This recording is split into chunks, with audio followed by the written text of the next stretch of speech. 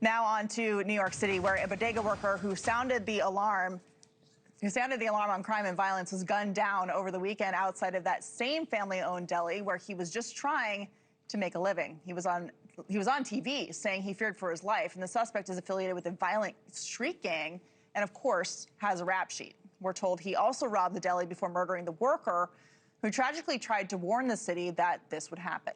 Unfortunately, crime on the streets of New York is a tale as old as time, and it's only getting worse. Just last night, a 15-year-old boy was shot on the subway by another teen. Police are still looking for the suspect, pictured here.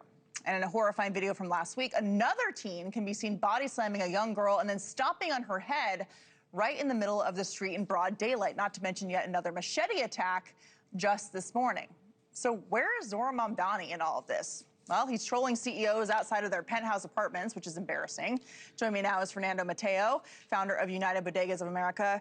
Fernando, great to see you. Sorry to have you here on not better circumstances. But, you know, the city in 2022, when bodega owner Jose Alba was attacked and defended himself against a violent offender, again, rap sheet a mile long, said they were going to spend money on panic buttons. This most recent bodega did not have a panic button. But what are you hearing from business owners who are just trying to make an honest living, and the criminals keep coming into their places of business, harassing their employees, threatening them? They go on TV and say, I'm scared for my life, and yet the government is not doing anything to protect them. Katie, gun violence in New York City is out of control. NYPD, the detectives, the cops, they're doing their job. They're making arrests. But the arrests they make are really for nothing, because these guys are right back out on the street hours later. There's a law in New York City that Governor Pataki passed that says that if you get caught with a gun, you're going to do 3.5 years. All you hear is people talking about how many guns, too many guns in the streets, the politicians. You know, Zohran is too busy cutting ribbons and fulfilling his promises. You know what we need? We need for someone to say, you're going to serve 3.5 years if you get caught with a gun. You don't even have to commit a crime. If you go out with a loaded gun and you get caught, you're going to go to jail for 3.5 years. Our judges have failed us.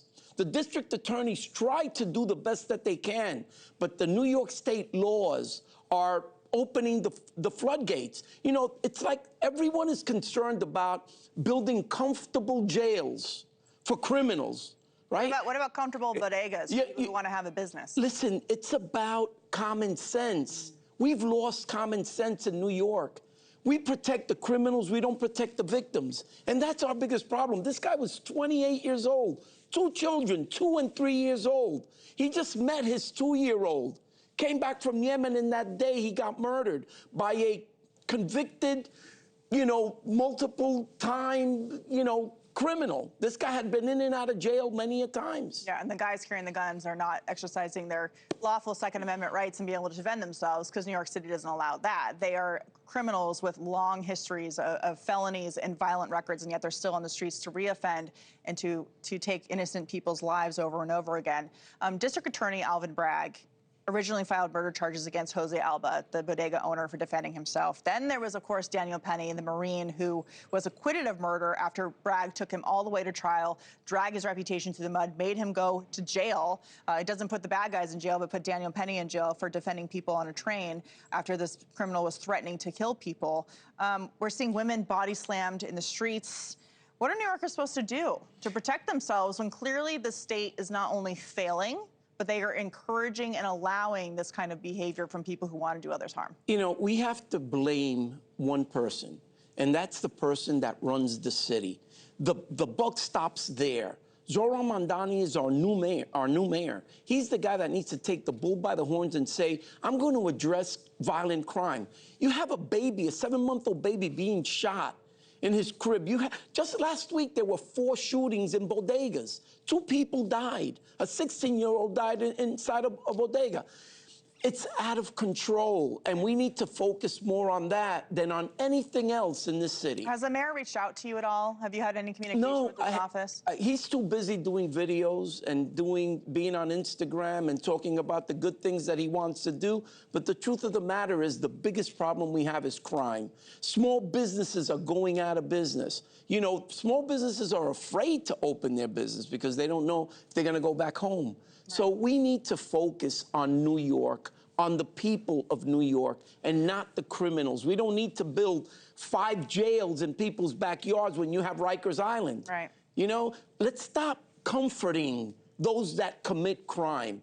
Let's start taking care of the people that go to work and do what they have to do every single day. You don't need to open a supermarket that's costing $30 million when you have 600 supermarkets in New York City that you can spend that money in to create affordable products for them. You know, listen, I haven't met Zohran. I think if I meet him, I'm going to like him because he's a very charismatic guy. He reminds me of Obama. But the truth of the matter is, I don't think he's getting the job done right now. He's not only not getting the job done, he's endorsing policies that are pro-criminal, that are getting people killed. And that is not a nice thing to do. It's not a nice thing to do, and New Yorkers are going to wake up and realize that. All right, well, hopefully it's before another person is killed. Fernando Mateo, great to see you. Thank you very much. Thank you for watching. Subscribe below and download our NewsNation app right now on your phone, and you will get fact-based, unbiased news for all Americans.